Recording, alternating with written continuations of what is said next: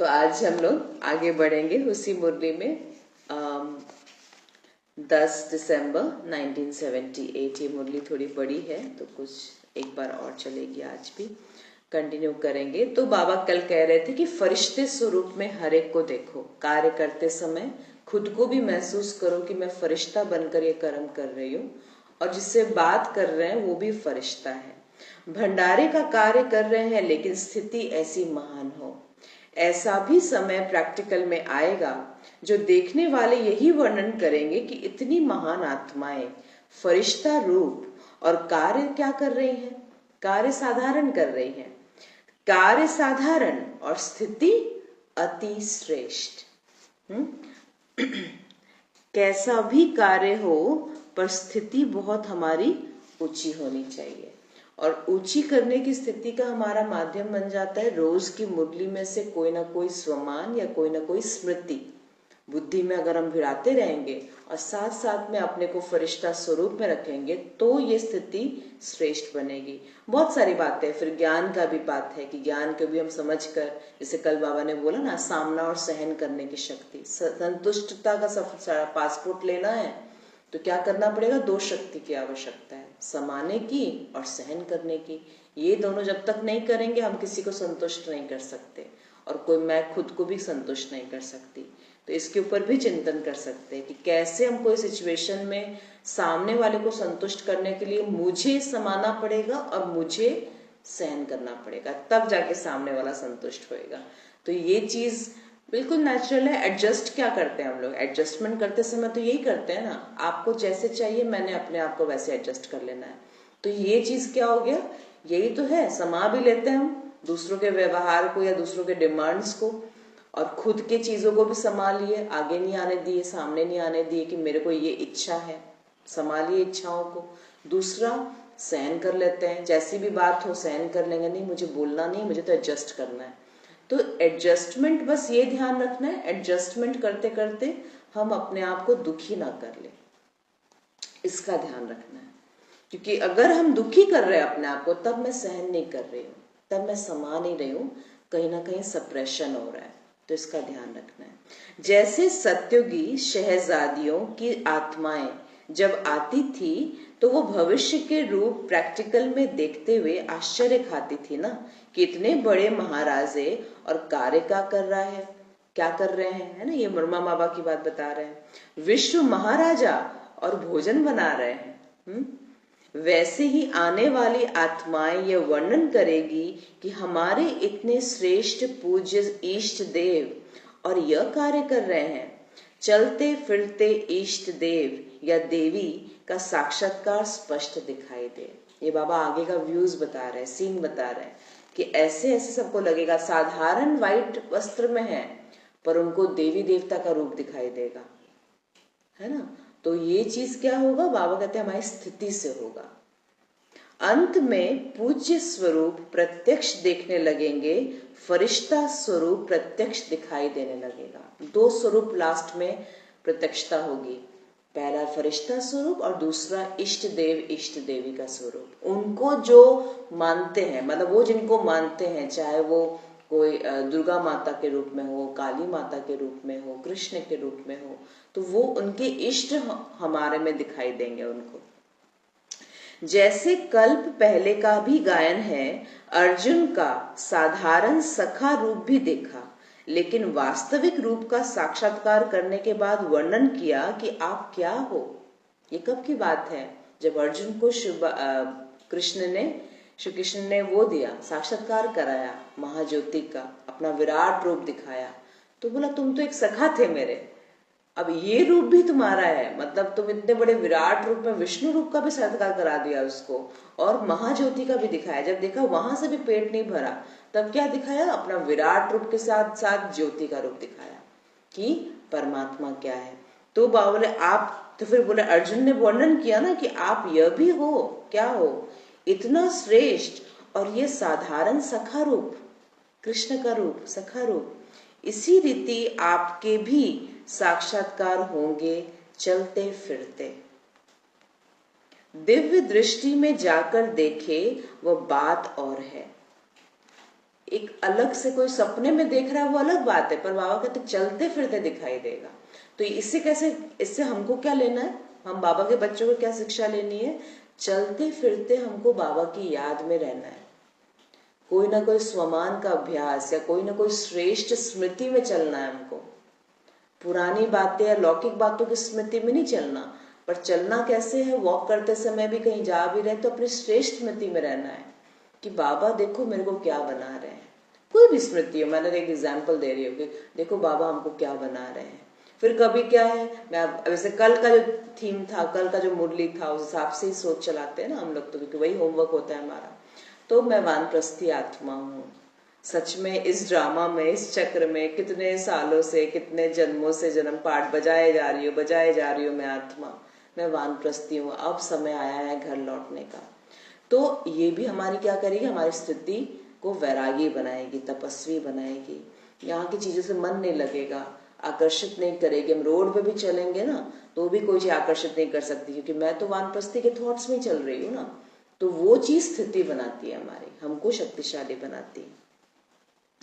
तो बाबा कह रहे हैं चलते फिरते होगा, जैसे शुरू में चलते फिरते देखते रहते थे। यह ध्यान में जाकर देखने की बात नहीं है।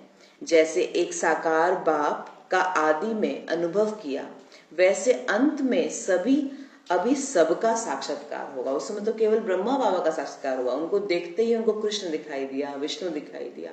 तो बाबा कहते हैं ऐसे ही ब्राह्मण, बाबा के ब्राह्मणों में भी जो श्रेष्ठ बच्चा होगा, जो अपनी स्थिति का ध्यान रखेगा, जो अपनी स्थिति को बनाने में पुरुषार्थ कर रहा है, उससे साक्षात्कार होगा।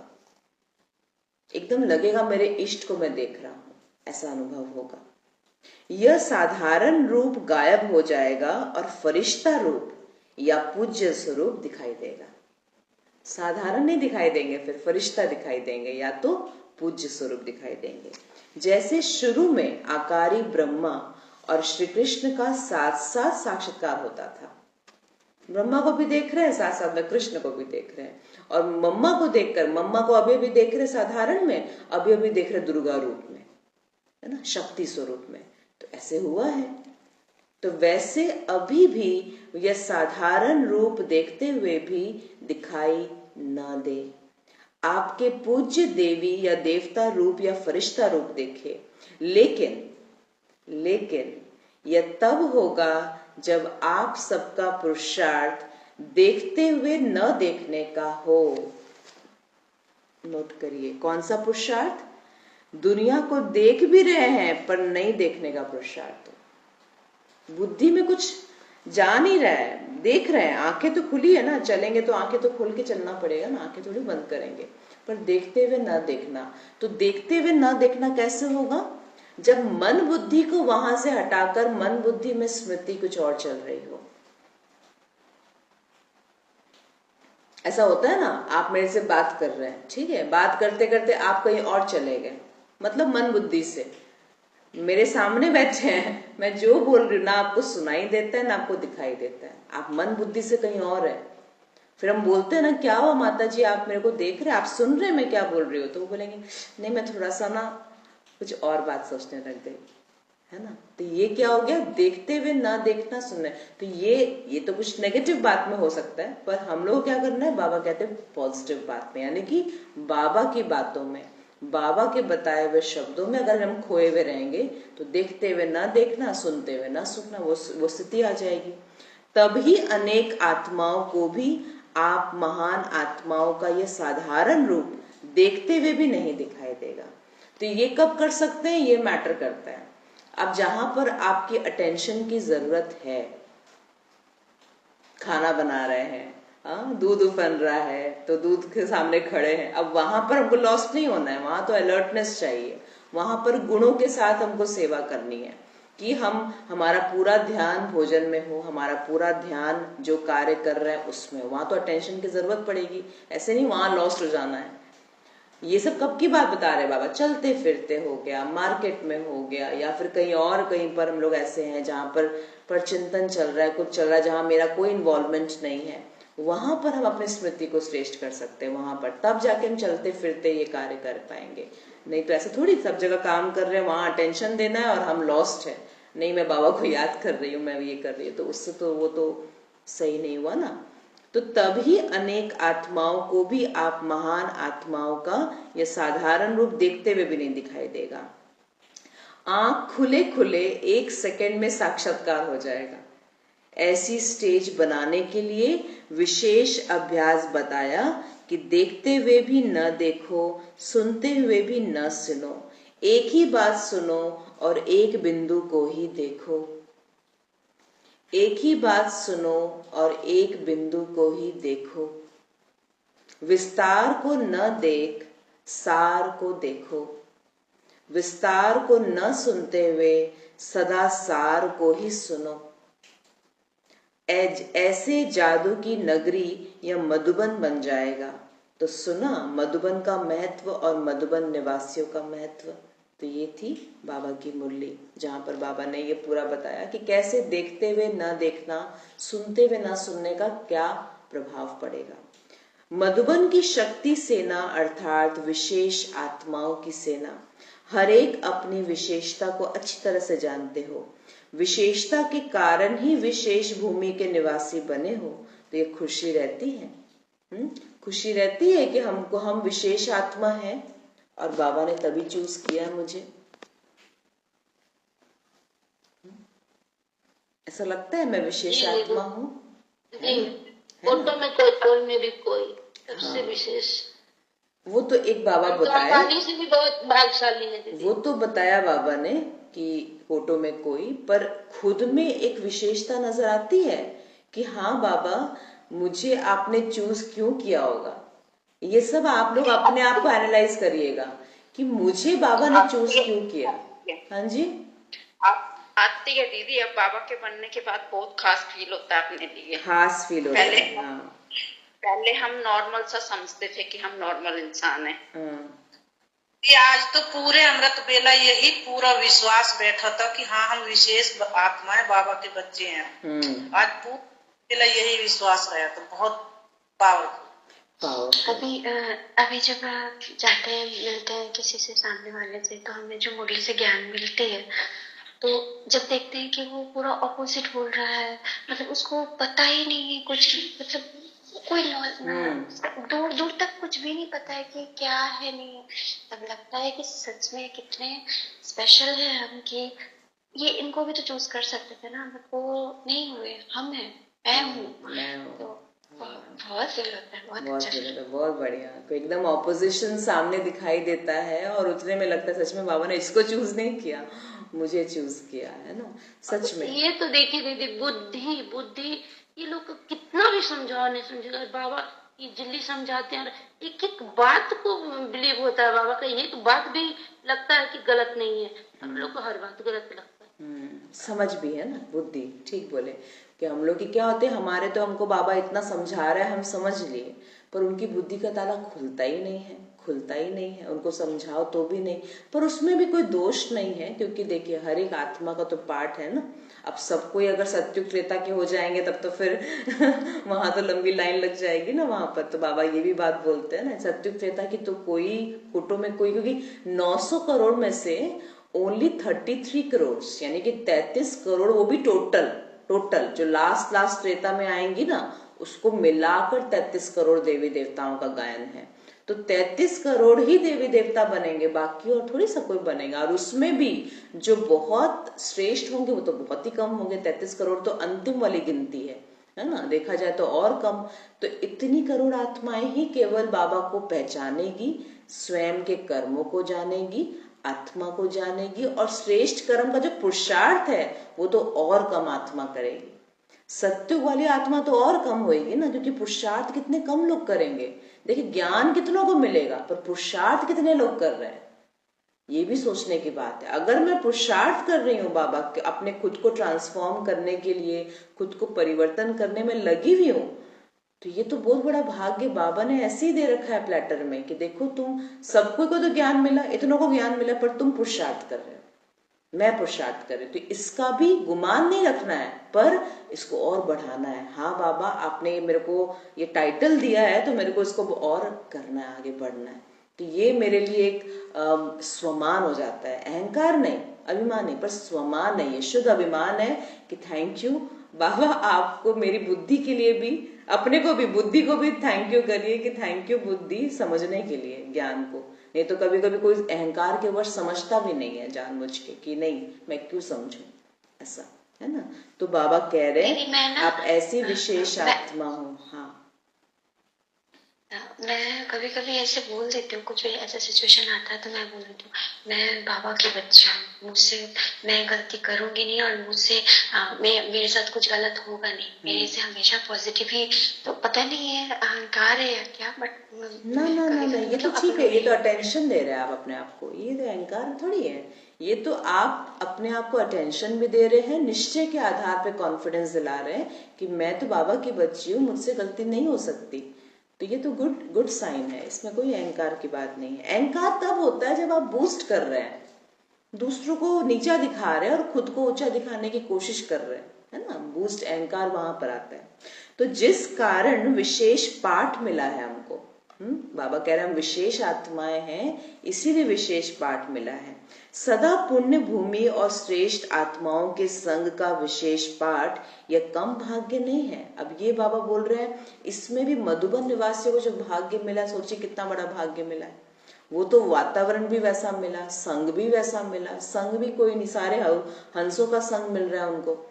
तो अब अगर उसमें वो लोग अपने संस्कारों को परिवर्तन नहीं करते, पुरुषार्थ नहीं करते, तो कितना बड़ा लॉस होगा, वो बाबा याद दिला रहे हैं कि विशेष आत्माओं का संग भी मिला, पुण्य भूमि भी मिली, जड़ चित्रों के मंदिर के पुजारी भी अपने को कितना महान समझते हैं। हे पुजारी, लेकिन नशा कितना रहता है ना, पुजारियों को नशा कितना रहता है कि एकदम मूर्ति के बगल में रहकर वो कर रहे हैं, नशा रहता है, क्योंकि समझते हैं कि मूर्ति के समीप संबंध वाले हैं, साथ साथ वाले हैं। तो बाबा कहते हैं तो जड़ चित्रों के पुजारी भी इतना नशा रखते, तो यहाँ तो पुजारी की बात ही नहीं है, यहाँ तो संपर्क में रहने वाले, संग में रहने वाले संगी साथियों को कितना नशा और खुशी होनी चाहिए। ईश्वरीय परिवार में आई हुई आत्मा में कोई ना कोई विशेषता यह नहीं हो, यह हो नहीं सकता। ईश्वरीय परिवार में एक एक आत्मा जो भी जुड़ी है, जो भी आई है, जो भी संपर्क में आई है, उसमें विशेषता ना हो, बाबा कहते यह हो नहीं सकता। तो अपनी विशेषता को जानो और उसको कर्म में लगाओ। नोट करिए इसको, अपनी विशेषता को जानो और उसको कर्म में लगाओ। देखिए अब यहाँ पर ना बहुत समझने की बातें हैं कभी कभी, क्योंकि देखिए हम सभी कौन है आपस में, अगर आप देखो जितने भी ब्राह्मण आत्माएं हैं, होली हंस है, हम सब में विशेषता है, राइट। अब क्या होता है कि किसी में ये विशेषता है, मेरे में वो विशेषता सपोज नहीं है, मेरे अंदर कोई और विशेषता है। पर अगर, क्योंकि ये तो सारे सिलेक्टेड सोल्स ही है, तो जाहिर सी बात है सब में आकर्षण है, सब में एनर्जी ऊर्जा भरी हुई है, सब में कुछ ना कुछ खूबी है। अब अगर इसमें हम फिर से वो लौकिक वाला जो बुद्धि है, अगर हम उसको यहाँ पर ले आए और बोले कि उसको सेवा का चांस मिलता है, मुझे हमेशा भंडारे में दिया जाता है, अब सोचिए कितनी बड़ी मैं बोलूंगी कि कितनी बड़ी बेसमझी हो जाएगी ये। हाँ, मेरी विशेषता क्या है, भोजन प्यार से बनाना, परोसना। इसको नजरअंदाज किया, और जो जिसको स्टेज मिला, सपोज जिसको सेवा, उसको बोलने की कला है उसके पास, तो बोलने की कला है ना, कोऑर्डिनेशन की कला होगी, जो भी कला होगी, तो वो कला, वो खूबी बाबा ने दे रखी है। अब हम उससे ईर्ष्या कर लेते हैं, और या तो ईर्ष्या कर लेते हैं या तो खुद को दुखी कर लेंगे। तो सोचिए कितनी बड़ी बेसमझी है ना। तो इस बात को समझने की कोशिश करें कि बाबा ने अगर मुझे भंडारा का सेवा दिया है, तो ये भी बहुत बड़ा भाग्य है। आपको बताते हैं, हमें दुर्गा पूजा में पिछले बार याद है ना, हम सेवा करने गए थे, बहुत बड़ा एक जगह था, वहां पर गए थे। तो मुझे और भाई को, हम लोग को पूरा कोऑर्डिनेशन था प्लस स्टेज था, ठीक है। तो वो सेवा पूरा, मतलब हमको हर चीज ओवरऑल सेवा में मिली थी। पर जाहिर सी बात है स्टेज पे हम दिखते थे, और एक माता थी, उसको दूर से बुलाया गया था, चंडीगढ़ या कहीं से, पंजाब से आई थी, और वो उसको भंडारा दिया गया था, ठीक है। वो भंडारे की सेवा, उसको भी बोलने की कला थी, उसमें भी बातें करने की कला थी, बहुत अच्छा ज्ञान भी सुनाती थी। तो पर ड्रामा अनुसार उसको दीदी ने भंडारा दे दिया। अब वो थोड़ी सी ये हुई थी, थोड़ा सा मतलब उसको संकोच आया था कि वो सेवा मुझे क्यों नहीं मिल सकती, या मुझे भंडारा क्यों दे दिया ऐसा करके। तो एक दिन मेरे पास बैठी थी, तो बोले कि आप ही बताओ मेरे को कैसे क्या, आपको तो बाबा ने बहुत अच्छा सेवा दिया। बोले माता जी, मैं अभी ना ही प्रियंका बनकर आपको बोल रही हूँ, ना कुछ बोल के बोल रही हूँ। आप ये समझने की कोशिश करिए, आप उन आत्माओं को भोजन करवाएंगी जो जाकर बाहर फील्ड में सेवा करेंगे। अब अगर वो भूखे होंगे या असंतुष्ट होंगे तो बाहर जाके सेवा करेंगे कैसे? तो बाबा तो हमेशा बोले कि पहले तो भोजन करेंगे ना, तब तो हम जाकर बाहर सेवा करेंगे, कहीं पर भी मिले। तो आपका तो सोर्स है, आपका तो पूरा भंडारा सोर्स है, आप यहीं से शक्ति भरेंगे कि वो जहां भी जाए, जिस भी आत्मा के पास सेवा करने जाए, इनविटेशन देने जाए, कुछ भी करने जाए, वो यहीं से जाएंगे, भोजन करके जाएंगे, नाश्ता करके निकलेंगे ना। तो वो निकलेंगे तो वो सफल हो, वो आप तो यहीं पर डाल सकते हैं, हम तो बाद में डालेंगे, आप पहले ही संकल्प को डाल सकते हैं। आप में इतनी ताकत है, आपको बाबा ने वो सेवा दी है। जब वो नजर दिलाया उसको, वो नजरिए से उसकी सेवा के महत्व को बताया, तब वो समझ पाए कि ये सेवा तो वंडरफुल कार्य कर सकती है। वो तो बाद में स्टेज पे जाएंगे, पहले भोजन करेंगे ना, तो पहले यहां से शक्ति भरेंगे, उसके बाद वो वहां जाकर सेवा परफॉर्म करेंगे। तो नजर चेंज, नजारे चेंज, नजरिया चेंज करेंगे, नजारे चेंज हो जाएंगे। उसको अब वो सेवा, वो बोले हम तो ये सेवा छोड़ेंगे ही नहीं, अब तो ये सेवा का महत्व मेरे को मिल गया, मेरे को पता लगा भोजन से क्या नहीं कर सकते हम लोग। हम बोले आप बहुत बड़ी सेवा कर रहे हैं, आप सब आत्माओं को, जो देवी देवता वहां पर स्टेज में बैठेंगे दुर्गा बनकर ना, विष्णु बनकर जो बैठेंगे, उनको तो भोजन आप ही कराएंगे। तो वो तो बाद में बैठेंगे, पहले तो आप उसको सेवा करवाएंगे। तो सोचिए कितना बड़ा भाग्य आपको बाबा दे रहा है। हर एक का शेयर आपका है पहले, उसके बाद उन लोग का शेयर है। तो फिर वो तो मतलब उस सोर्स को समझ गई ना कि ये कोई सेवा की डिस्क्रिमिनेशन बात नहीं है, हर एक की कला है, कला अनुसार उनको मिला था। भोजन बनाने में एक्सपर्ट थे वो, इसीलिए उनको वो सेवा दिया गया था। और कोऑर्डिनेशन मैनेजमेंट में बहुत एक्सपर्ट थे। तो हर एक में बाबा विशेषता देता है, पर क्या होता है कभी कभी वो आंखें नहीं दे पाता कि हम उस नजरिए से उस चीज को देखें। इसलिए बाबा कह रहे हैं कि अपनी विशेषता को जानो और अब उसको कर्म में लगाओ। पर इसका ध्यान बस ये रखना है कि अगर दूसरी आत्मा को वो विशेषता है, तो बाबा ने चांस दिया, तो डेफिनेटली उसमें वो विशेषता है, और उसे ईर्ष्या ना करके अपने कर्म पे हमको पूरा फोकस करना है। जो भी गुण अथवा विशेषता हो, चाहे कर्मणा का गुण हो, चाहे मधुरता का गुण हो, चाहे कर्मणा का गुण हो, चाहे मधुरता का गुण हो, स्नेह का हो, उसको कार्य में लगाओ। आपने नोटिस किया किसी में मधुरता का गुण बहुत होता है, बहुत मीठी होते हैं, कर्म करने में इतने एक्सपर्ट नहीं होते, पर मधुरता बोलने में एक्सपर्ट होते, तो उनको वाचा सेवा में देता है बाबा की, चलो ठीक है मधुरता से तुम वाचा सेवा करो। किसी में क्या होता है, कर्म करने की शक्ति पूरी रहती है, तो उसको भंडारे की सेवा, मैनेजमेंट, कोऑर्डिनेशन, इसमें तो विशेषता देखना होता है निमित्त को, और फिर उसको अलॉट करना होता है सेवा। जैसे लोहा पारस से लग पारस बन जाता है, वैसे एक गुण या विशेषता सेवा में लगाने से सेवा का फल एक का लाख गुना मिलने से वह एक विशेषता अनेक समय का फल देने के लायक बन जाती है। सोचिए हमारी वो जो एक विशेषता है, हमारे जो गुण है, हमारी शक्ति है, वो कार्य में लग जाएगा तो उससे सारे फल मिल जाते हैं हमको। यही तो होता है, तभी तो बाबा का घर बन रहा है ना, तभी तो बाबा का घर ऐसा बना। गुलदस्ता, बाबा बोलते ना गुलदस्ता, गुलदस्ता में फूल भी चाहिए तो पत्ते भी चाहिए, ऐसे झाड़ वाले भी चाहिए, सब कुछ, तभी वो गुलदस्ता सुंदर लगता है। नहीं तो केवल रोज दे दीजिए मजा नहीं आएगा, पत्ते भी होने चाहिए। तो ये सब बाबा इसलिए बोलते हैं कि ये सबके अंदर इतने सारे गुण हैं, सबको अगर मिला दिया जाए तो कार्य पूरा हो जाएगा। ऐसा तो जैसे एक बीज डालने से कितने फल निकलते हैं, वैसे एक भी विशेषता कर्म में लगाएंगे, अर्थात धरनी में बीज डालना। एक विशेषता को भी हमने बाबा के कार्य में लगा दिया तो वो धरनी में बीज डालना हो गया। तो समझे कितने खुशनसीब हो, हाँ कितने खुशनसीब हो। ब्राह्मण परिवार में जन्म हुआ है तो जन्म के साथ कोई ना कोई तो विशेषता की तकदीर साथ लेकर ही आए हो ना। क्या बोले बाबा? जन्म कहाँ हुआ है तुम्हारा? सोचो, ब्राह्मण परिवार में, देवकुल की आत्माएं ब्राह्मण परिवार, ईश्वरीय परिवार में, तो क्या विशेषता लेके आए होंगे? क्या जन्म बिना विशेषता का जन्म ले लिए?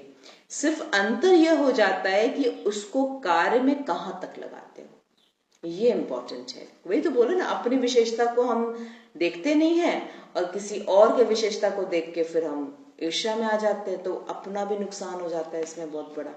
जन्म का भाग्य है, लेकिन भाग्य को कर्म या सेवा में लगाने से अनेक समय के भाग्य का फल निकालना, बीज बोने का यह तरीका आना चाहिए। अब देखिए, इसमें क्या हम लोग को समझना पड़ेगा, बाबा ने मेरे को किस चीज में भरपूर किया।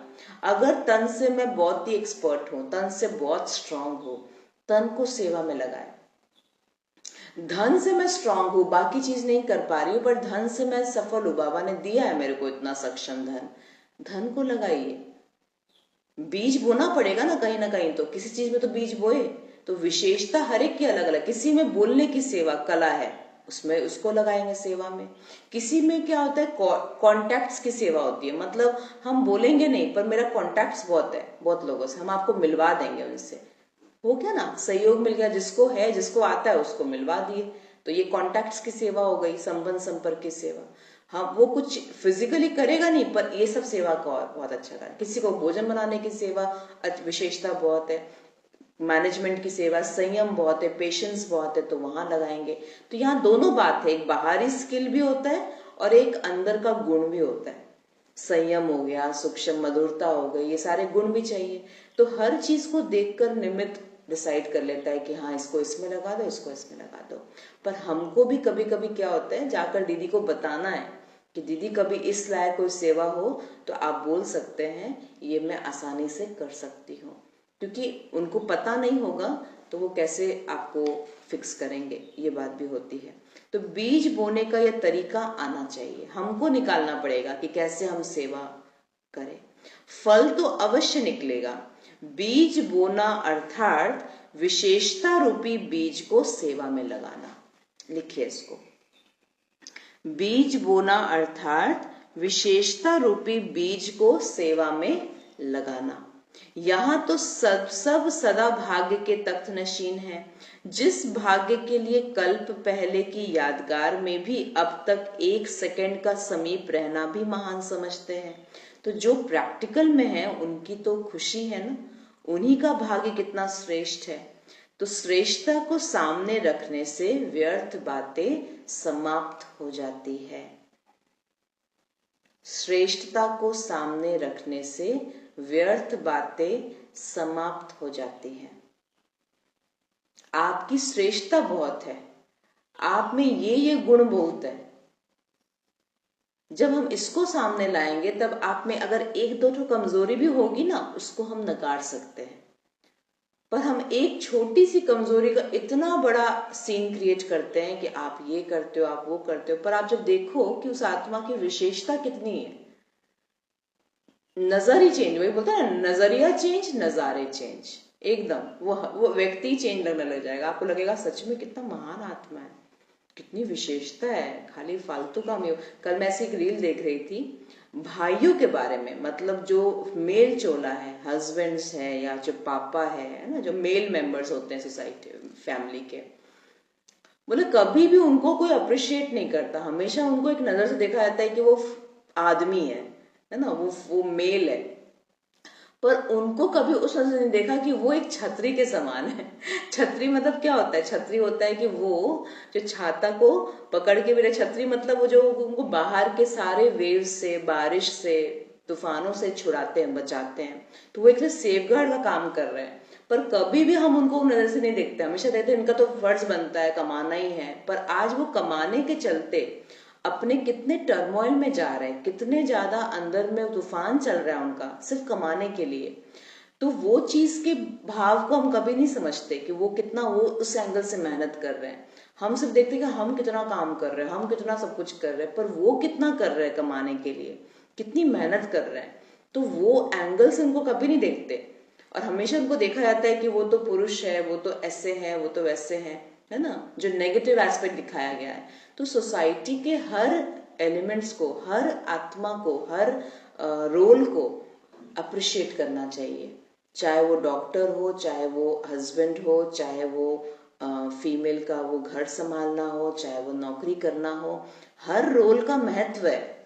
उस रोल के बिना वो चलेगा नहीं, घर चलने वाला नहीं है। पर हम उसको क्या अप्रिशिएट करते हैं कि ग्रांटेड ले रखे हैं कि नहीं, उसको तो कमाना ही है, वही तो कमा के देगा। पर वो किस हालत में, किस मानसिक स्थिति में बेचारा कमा रहा है, कितने दिन भर वो करके फिर रात को लौटता है। तो उसको अगर हम मधुरता से अगर हम बात करते हैं या थोड़ा सर्व कर देते हैं फूड, खाना, तो कितना सुंदर वो रिलेशन बन जाएगा, कितना वो समझेगा कि हाँ मुझे भी समझने वाला कोई है। समझ, ये बात है, ये कोई वो नहीं है, पर ये समझना चाहिए कि हर रिश्ता कितना महत्वपूर्ण है। तो वही बाबा कहते हैं कि जब हम श्रेष्ठता को सामने लाते हैं ना, तो व्यर्थ बातें खत्म हो जाती है। हर चीज की, हर पहलू का विशेषता को लेके, यानी कि पॉजिटिव एंगल को सामने लेके आइए। देखिएगा आपको लगेगा व्यर्थ क्या ही सोचे, छोड़ो, ये तो कोई बड़ी बात नहीं है। तो हमको बाबा इतना समझदार क्यों बनाया? हम सामने वाले के पहलू को समझ सके, अंडरस्टैंड कर सके। केवल अपने में अभिमान नहीं करना है कि मैं तो ज्ञानी हो गई, वो तो उसको थोड़ा ज्ञान है, उसको तो पता ही नहीं। अरे पर मुझे ज्ञानी बनाया ना बाबा ने, तो अब अंडरस्टैंड करना है सामने वाले को भी कि वो भी संस्कार के वश ही कर रहा है, वो भी इसके अंदर ही कमजोरी है, कमजोरी हावी हो गई है, इसीलिए वो ऐसा कर। आत्मा कमजोर है, कमजोरी हावी हो गई मतलब क्या? आत्मा कमजोर है। बात समझ आ रही है ना? ये बात क्या बोल रही हूँ? आत्मा कमजोर है तभी तो रिएक्ट कर रही है, आत्मा कमजोर है तभी तो ऐसे चोरी झूठ बोल रही है, आत्मा कमजोर है तभी तो अपना अंदर इनसिक्योरिटी का फील कर रही है। आत्मा कमजोर है तब रहम आएगा।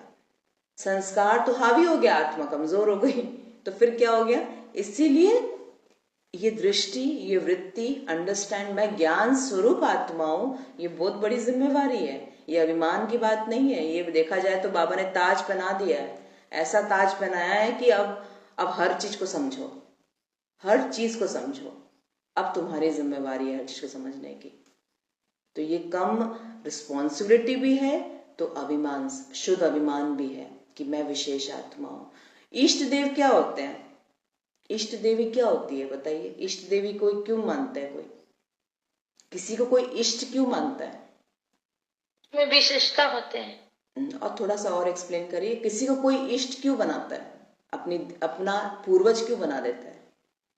तो सबकी मंशा भी पूरा करती है, सबको समझता है ना? मंशा तभी पूरा करेगा ना जब वो सबको समझेगा। वो सबको समझता है, वो सबकी मनोकामना पूर्ण करता है, वो सबका ध्यान रखता है, वो सबका देखभाल करता है। इष्ट तो तभी कोई बन सकता है ना। मैं आपको अपना इष्ट तभी मानूंगी जब आप मेरा पूरा ध्यान रखेंगे, आप मेरे को हर एंगल में समझेंगे, हम गलती भी कर दिए तो भी आप मेरे को समझेंगे, फिर मेरे को प्यार से शिक्षा भी देंगे, पर इसके साथ साथ एक्सपेक्टेशन भी नहीं रखेंगे, क्योंकि आप हमेशा बड़े हैं, मैं हमेशा छोटी हूं, तो आप मेरा ध्यान रखेंगे ना, तभी आप मेरे इष्ट हो। तो ऐसे ही बाबा कह रहा है कि ज्ञान स्वरूप आत्मा जब हमको बाबा ने बना दिया, तो मैं उस घर में इष्ट देवी हूं। अब मेरे को ही समझना पड़ेगा हर चीज। अब समझने के चक्कर में मुझे सहन भी करना पड़ेगा, मुझे समाना भी पड़ेगा, मुझे दुआएं भी देनी पड़ेंगी, पॉजिटिव भी रहना है, दूसरों की मनोकामनाएं भी पूर्ण करनी है, उसको संतुष्ट भी करना है, खुद को भी समझाना है। आप समझ रहे हैं? ये इतना बड़ा कार्य बाबा ने हमको दिया और ये करना है। तब मैं इष्ट देवी हूं, तब मैं समझदार आत्मा हूं, तब मैं ज्ञान स्वरूप आत्मा हूं। यहाँ पर हम ये नहीं देखे यार मेरा पति तो ज्ञान में नहीं है, वो तो ऐसे है, ये तो ज्ञान में नहीं है, ऐसे ही है। जिम्मेदारी दे दिया बाबा ने, और चलो भाई उसको भी संभालो, ऐसी आत्मा को भी, ठीक है ना। तो बाबा कह रहे हैं श्रेष्ठता को जब रखेंगे तब व्यर्थ खत्म होगा। पांडव अर्थात सदा के विजयी। पांडवों का नाम विजय के कारण ही प्रसिद्ध है। पांडव सेना वह भी विशेष सागर के कंठे पर श्रेष्ठ संग में रहने वाली, सागर के कंठे पर श्रेष्ठ संग रहने वाली। तो ऐसी पांडव सेना सदा विजयी हो। तो क्या हम लोग इस विषय सागर के सामने बैठकर बाबा को साथी बनाकर बैठे हैं? बाबा के संग है, ज्ञान के संग है, समझ के संग है। हाँ, तो ये हमको करना, तभी हम विजयी बन सकते हैं। विजय का खेल सदा चलता है या हार जीत का चलता है? अब के समय और सहयोग के प्रमाण ड्रामा अनुसार जो भाग्य प्राप्त है उसी प्रमाण सदा विजय का खेल चलना चाहिए। ड्रामा अनुसार जो विशेषता प्राप्त है उसे सदा कार्य में लगाओ तो औरों की भी विशेषता दिखाई देगी। नोट, दूसरों की विशेषता तभी दिखाई देगी जब अपनी विशेषता को हम कार्य में लगाएंगे। विशेषता न देख बातों को देखते हो, इसीलिए हार हो जाती है। हम क्या देख रहे? उसके विशेषता को नहीं देख रहे, उसके पहलू को नहीं समझते, बस बात को देख रहे। उसने मेरे को जोर से क्यों बोला, उसने मेरे को ऐसे इसके साथ में कंपेयर क्यों किया, उसने मेरे को ना क्यों किया। हम सिर्फ बातों को देखते हैं पर उसके पीछे के पूरे प्रोसेस को समझने की कोशिश नहीं करते। बाबा ने त्रिकालदर्शी बनाया है। क्या बनाया हमको? क्या बनाया है? क्या टाइटल मिला? त्रिकालदर्शी। त्रिकालदर्शी, है ना? तो त्रिकालदर्शी का मतलब क्या हुआ? देखिए, अभी आगे पीछे, आगे होगा या पीछे होगा उसको देख के ही कार्य करना। अच्छा, ठीक है। या अभी प्रेजेंट में क्या होगा उसको देख के कार्य करना। ओके, देखिए, हम जब प्रेजेंट में होते हैं ना, तो यहाँ पर तीन चीजें चल रही हैं। अभी प्रेजेंट में कुछ पास्ट का किया हुआ कर्मों का फल अभी प्रेजेंट में मिल रहा है। प्रेजेंट का कर्म हो रहा है, वो भी प्रेजेंट में हो रहा है। प्लस फ्यूचर को हम अभी आज अपने कर्मों से डिसाइड कर रहे हैं, मतलब जिसको बोलते हैं डेस्टिनी बनाना, वो भी हम अभी कर रहे हैं। फिर से बोल रहे हैं, अभी प्रेजेंट में हम तीन चीज इकट्ठा कर रहे हैं।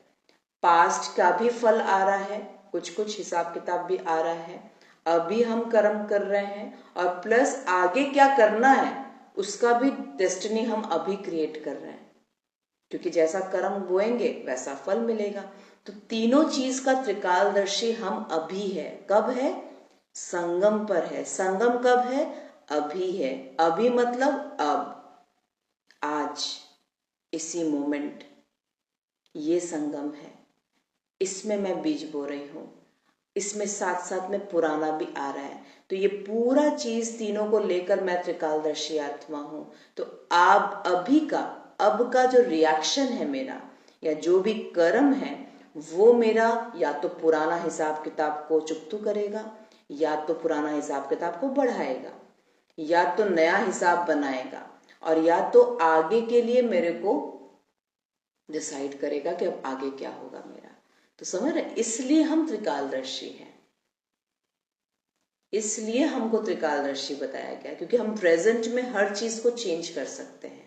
पुराने हिसाब किताब को चुकतू भी कर सकते हैं, एक्सेप्टेंस मोड में जाकर, ड्रामा है, कल्याणकारी है, ऐसे भाव को रखकर, ऐसी युक्ति से नया भी श्रेष्ठ कर्म बना सकते हैं। और साथ साथ में आगे के लिए भी क्या जिंदगी जीना चाहते हैं आप, क्या आपका फ्यूचर हो, वो आज ही तो क्रिएट कर रहे हैं ना हम लोग, थोड़ी हम बाद में करेंगे क्रिएट। सत्युग हम आज बना रहे हैं, कल नहीं बनाएंगे।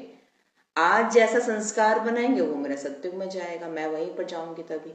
तो ये पूरा बाबा कह रहे हैं कि ये सब कुछ विशेषता को न देख हम बातों को देख लेते हैं, पर अगर जब त्रिकालदर्शी मैं आत्मा हूं तो समझना मुझे पड़ेगा। आज अगर कोई मेरे सामने गुस्सा करता है या कोई बात में ग्लानि करता है मेरे सामने, तो या तो ये तीनों चीज इकट्ठी हो रही है। पुराना कोई हिसाब किताब है तब वो गुस्सा किया, राइट? अब बिना मेरे दोष के, बिना मेरी गलती के वो सामने से चिल्लाते हुए आया। अब मैं उस बात को न देख, अब मैं समझ के अनुसार रिएक्शन दे रही हूं, तो क्या होगा? मेरा पुराना हिसाब किताब भी चुकतू हुआ, शांति से चुकतू हो गया, प्लस नया भी नहीं बना, और आगे के लिए रिश्ता कुशल बन गया। मतलब आज का मोमेंट कितना इंपॉर्टेंट है मेरे लिए। ये हर वक्त तीनों चीज इकट्ठा हो रहा है, पास्ट, प्रेजेंट, फ्यूचर। इसीलिए त्रिकालदर्शी बोला गया हम लोग को। तो हर एक की विशेषता को स्मृति में रखो और एक दो में फेथफुल रहो। हर एक की विशेषता को स्मृति में रखो और एक दो में फेथफुल रहो तो उनकी बातों का भाव बदल जाएगा। किसके मन में भाव बदल जाएगा? सामने वाला व्यक्ति बोल रहा है उसका या मेरा? किसका भाव बदल जाएगा?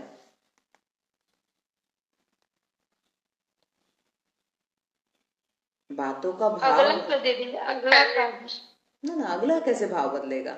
आप अपने आप को चेंज किए ना, आप अपनी नजर को चेंज किए, आप अपनी विशेषता की नजर को चश्मा पहन लिए, तो आपको ना भाव बदला हुआ दिखाई देगा। आपको लगेगा बोल रहा है, चिल्ला रहा है, तो उसका भाव ऐसा नहीं है, वो हमको पता चल रहा है। समझ रहे हैं? ऐसे ये एटीट्यूड बन जाएगा। नहीं कोई बात नहीं, आपको पता है उसमें क्या देना है, उसको पता लग जाएगा। चलो हमें ये समझ आएगी ना कि वो दुखी है, वो परेशान है, वो दुखी है, वो परेशान है, बीमार है, तकलीफ में है, आत्मा कमजोर है, किसी बात का उसको असर पड़ा और वहां बोल नहीं पाया, वहां किसी को अपनी फ्रस्ट्रेशन में निकाल नहीं पाया, अपने है यहाँ पर बोल रहा है।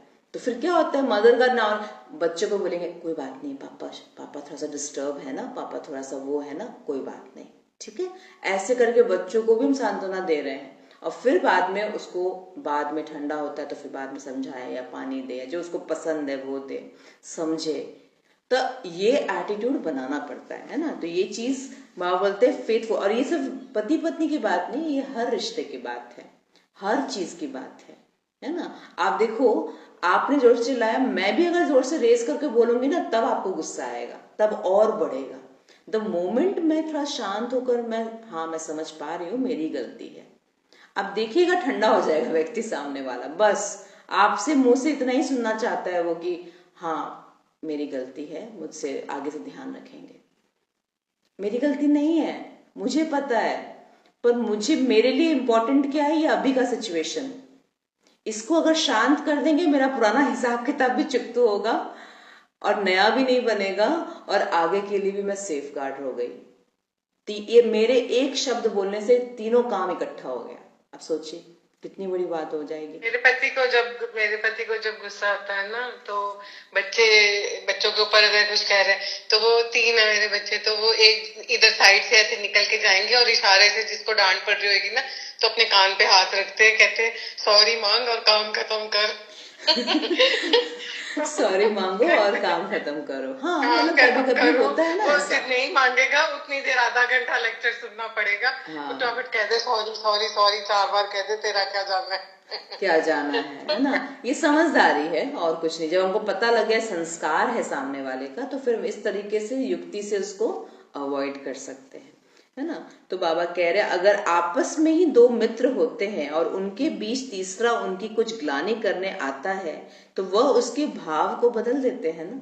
देखिए बाबा कैसे कह रहे हैं कि कोई आता है तो कैसे भाव बदल देता है, कि अगर आपस में 2 मित्र है और उनके बीच में तीसरा उनकी कुछ ग्लानि करने आ जाता है तो वह उसके भाव को ही बदल देते हैं।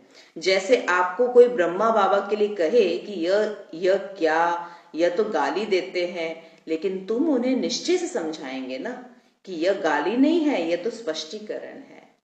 हाँ? जहां निश्चय होता है वहां शब्द का भाव बदलकर साधारण बात हो जाती है। ये ग्लानि नहीं है। जैसे कभी कोई बोलता है ना बाबा कि मुझे तो तुम लोगों ने पत्थर टिक्कर में वो कर दिया, तुमने मेरे को गाली दे दी, ये कर दी।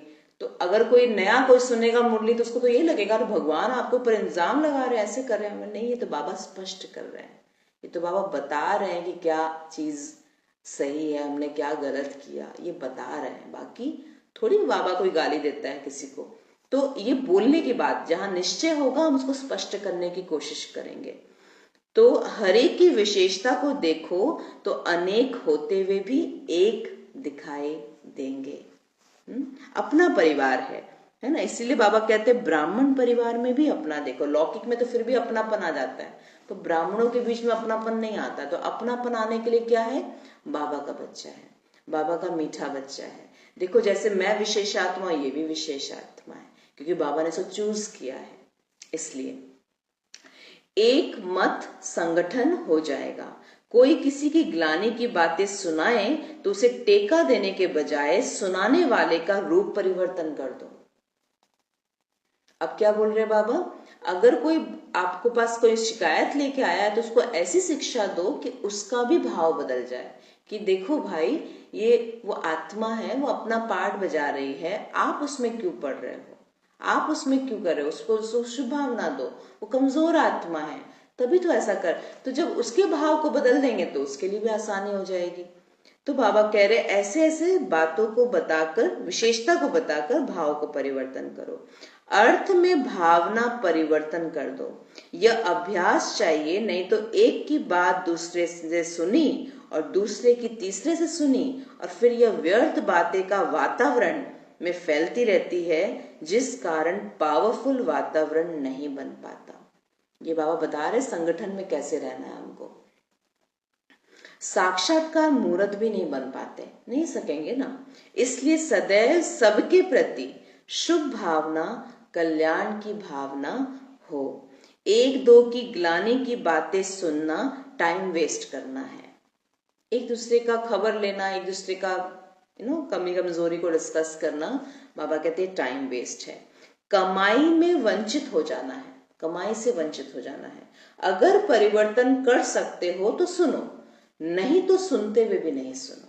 देखो बाबा विधि बता रहे हैं, अगर आप कोई चेंज ला सकते हैं, आप में पावर है कि आपको मैं बताऊंगी तो आप उसको चेंज कर सकते हो। अगर आपको लगता है कि मैं चेंज कर सकती हूँ चीजों को, तब सुनिए। अगर लगे फालतू का ही चीज है, मैं सुन ही नहीं, मैं कुछ कर ही नहीं सकती, इसमें मेरा कंट्रोल ही नहीं है, तो फिर तो व्यर्थ है वो। हरेक की विशेषता का वर्णन करो। कोई कहे भी कि हमने ऐसा देखा, तो भी आपके मुख से कोई ऐसी बात ना निकले। आप उनकी विशेषता सुनाकर उस बात को चेंज कर दो। सबके मुख से हरेक के प्रति वाह वाह निकले, तभी बाप की वाह वाह होगी। कोई की बात अगर नीचे ऊपर देखते हो, सुनते हो, तो दिल में नहीं रखो। ऊपर दिया और खत्म। किसको दिया? किसको दिया? बाबा को। हाँ, बाबा को। हाँ, कोई भी बात किसी का ऊपर नीचे व्यवहार दिखाई दिया, बाबा को दिया और खत्म। दिल में नहीं रखो। अपने आप को सदा खाली रखो और हल्का रखो। नोट करिए इसको, अपने आप को सदा हल्का और खाली रखो। अगर दिल के अंदर किसी भी प्रकार की बात को रखेंगे, होगी तो जहां बातें हैं वहां बाबा नहीं। नोट करिए इसको, जहां बातें हैं वहां बाबा नहीं। हम बोलेंगे हम इसका भी रख लिए, उसका भी रख लिया, उसका, हाँ, बाबा को भी याद करते हैं, इम्पॉसिबल। बाबा कहते हैं अगर बात याद है तो बाबा याद आ नहीं सकता। किसी के अवगुण को 2 मिनट और मुरली चलेगी, ये खत्म करके क्लोज करेंगे। किसी के अवगुण को एक दो के सामने वर्णन नहीं करना चाहिए, क्योंकि वर्णन करना अर्थात बीमारी के जर्म्स को फैलाना। नोट करिए, पूरी मुरली आज उस चीज के ऊपर है जो हम रेगुलर बेसिस पे करते हैं। वर्णन करना अर्थात बीमारी के जर्म्स को और फैलाना। कोई ऐसे जर्म्स होते हैं जो उसी समय कोई पावरफुल दवाई डालकर खत्म किया जाता है। कोई पूछे फलाना कैसे हैं, तो दिल से निकले बहुत अच्छे हैं। वो आपसे पूछ ही रहा है इसीलिए कि आपसे कुछ मसाला मिले, क्योंकि आप रहते हो उसके साथ में। तो क्या बोलेगा, अच्छा और वो कैसे हैं, वो सब ठीक है। वो ठीक होने के लिए, सुनने के लिए नहीं पूछ रहे हैं, वो आपसे कुछ न्यूज लेने के लिए पूछ रहे हैं। तो क्या निकले? बाबा कहते दिल से सदैव यही निकले कि वो बहुत अच्छे हैं। आपके लिए भी पूछे ना, और आप कैसे हैं, तो आप क्या बोलेंगे? अपने लिए क्या बोलेंगे? मैं आपसे पूछूं और आप कैसे हैं? हाँ, बहुत अच्छे, सदा हंसते हैं, मुस्कुराते हैं, हम तो फरिश्ते की चाल में हैं, है ना। बाबा बोलता है ना हमेशा, मैं तो फरिश्ते की चाल में। बोलना नहीं है, ये तो बेचारा दुखी हो जाएगा। ये अनुभव करना है। बाकी हाँ अच्छे हैं, हाँ मुंह से बोल रहे अच्छे हैं, पर अंदर में तो बोल रहे मैं तो फरिश्ते हूँ, फरिश्ते की चाल चल रही है। अच्छे होंगे तो कौन अच्छे होंगे? तो अनेक भाव से अनेक आत्माएं आती हैं, अनेक भाव लेकर अनेक आत्माएं आती हैं, लेकिन आपकी तरफ से शुभ भावना की बात ही ले जाए। नोट करिए, मेरी तरफ से क्या जाए? हमेशा अच्छे भाव वाले ही शब्द जाए। भावना शुभ हो, एक भावना, एक कामना, एक की ही लगन में निर्विघ्न, व्यर्थ बातों का स्टॉक खत्म और खुशी की बातों का स्टॉक जमा हो। खुशी में झूलने वाली आत्माएं सबको नजर आए। हर बोल में रूहानियत हो। रूहानियत के शब्द बहुत मीठे होते हैं। समय प्रमाण स्टेज भी बहुत ऊंची होनी चाहिए। चढ़ती कला का अर्थ ही है जो पहले थे उसको अब पार कर ले। नोट कर लिए, चढ़ती कला, मैं चढ़ती कला में हूं, कैसे पता चलेगा? जो मैं पहले थी उससे आज बेहतर हूं। जो हम पहले थे, मेरे अंदर जो आदत थी, मेरे अंदर जो संस्कार था, हमेशा हर दिन अपने आप को इम्प्रूव्ड महसूस करे कि मैं पहले से बहुत बेहतर हूं। उस दिन से आज के डेट में कंपेयर किया जाए तो मैं बहुत अपने आप को परिवर्तन महसूस करती हूँ। तो ये बाबा कह रहे चढ़ती कला, ऐसी स्थिति होनी चाहिए साक्षात्कार मूर्त दिखाई दे। फिर देखो कितनी भीड़ हो जाती है। तुम्हारी स्थिति सदैव एकाग्र रहे तब नाम वाला होगा। वृत्ति की, दृष्टि की, स्वभाव की चेकिंग करने वाले सब आएंगे, लेकिन उन्हें रियल ज्ञान का परिचय हो जाए। क्या बोल रहे बाबा? अलग अलग भाव लेके आएंगे ना आपसे बात करने के लिए। आपकी वृत्ति की टेस्ट होगी, आपकी दृष्टि की चेकिंग होगी, आपकी स्वभाव की चेकिंग होगी, पर मेरे से उसको क्या मिले? ज्ञान की ही बातें निकले, ज्ञान ही निकले, मेरे अंदर से वही निकले। वो कहीं से भी ठोकने की कोशिश करेगा, पर उसको वही निकलेगा कि बाबा ने तो ऐसे बोला है, बाबा ने तो ये बात बोली है, मुझे तो ऐसे करना है, हम सबको तो ऐसे करना चाहिए, बाबा ने तो हमको ये श्रीमत दी है। श्रीमत ही निकले, रॉयल ज्ञान का परिचय हो जाए। अच्छा, मीठे मीठे सिकिलते बच्चों प्रति माता पिता बाप दादा का याद प्यार और गुड मॉर्निंग। रूहानी बाप की रूहानी बच्चों को नमस्ते। हम रूहानी बच्चों की रूहानी बाप दादा को याद प्यार, गुड मॉर्निंग और नमस्ते। शुक्रिया बाबा, शुक्रिया। ओम शांति।